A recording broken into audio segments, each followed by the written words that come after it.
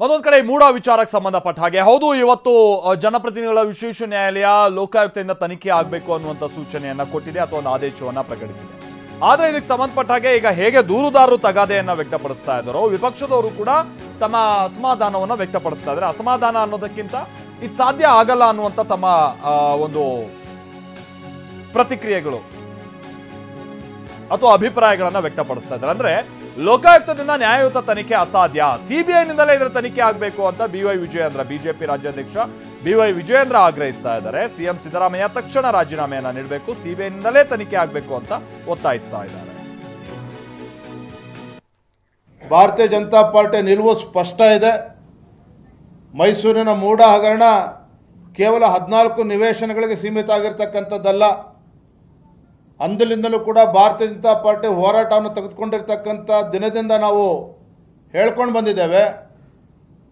14 ನಿವೇಶನಗಳು ಒಂದು ಕಡೆ, 4 ರಿಂದ 5 ಸಾವಿರ ಕೋಟಿಗೂ ಹೆಚ್ಚು ಬೆಲೆ ಬಾಳ್ತಕ್ಕಂಥ ನಿವೇಶನಗಳು ರಿಯಲ್ ಎಸ್ಟೇಟು ದಲ್ಲಾಳಿಗಳ ಪಾಲಾಗಿದೆ.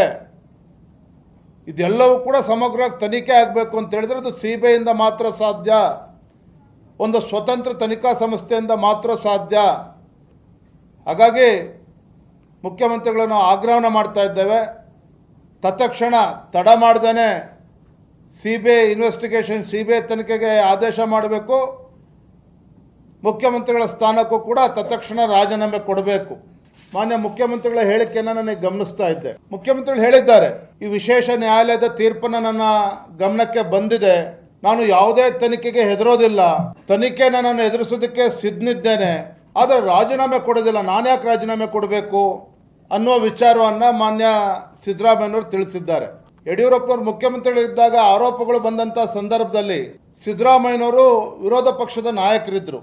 ವಿರೋಧ ಪಕ್ಷದ ನಾಯಕರಾಗಿದ್ದಂಥ ಸಿದ್ದರಾಮಯ್ಯನವರು ಯಡಿಯೂರಪ್ಪನವ್ರ ಮೇಲೆ ಆರೋಪಗಳು ಬಂದಾಗ ಏನು ಹೇಳಿದ್ರು ಅನ್ನೋದನ್ನು ಒಂದು ಕ್ಷಣ ನಾನು ನೆನಪು ಮಾಡಿಕೊಳ್ಳೋದಕ್ಕೆ ಇಚ್ಛಪಡ್ತೇನೆ. ಒಂದು ವ್ಯವಸ್ಥಿತವಾಗಿರ್ತಕ್ಕಂಥ ತನಿಖೆ, ಕ್ರಮಬದ್ಧವಾಗಿರ್ತಕ್ಕಂಥ ತನಿಖೆ, ಫೇರ್ ಆ್ಯಂಡ್ ಇಂಪಾರ್ಷಿಯಲ್ ಇನ್ವೆಸ್ಟಿಗೇಷನ್ ನಡೆಯೋದಕ್ಕೆ ಅಸಾಧ್ಯ.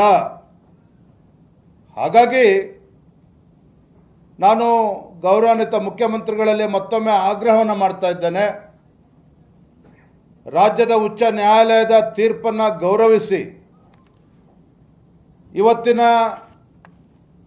ವಿಶೇಷ ನ್ಯಾಯಾಲಯ ಕೊಟ್ಟಿರ್ತಕ್ಕಂಥ ತೀರ್ಪನ್ನು ಒಪ್ಕೊಂಡು ಮುಖ್ಯಮಂತ್ರಿ ಸ್ಥಾನಕ್ಕೆ ರಾಜೀನಾಮೆ ಕೊಟ್ಟು ಸರಿಯಾದಂಥ ರೀತಿಯಲ್ಲಿ ತನಿಖೆ ನಡೀಬೇಕು, ಅದಕ್ಕೆ ಸಹಕಾರನ ನೀಡಬೇಕು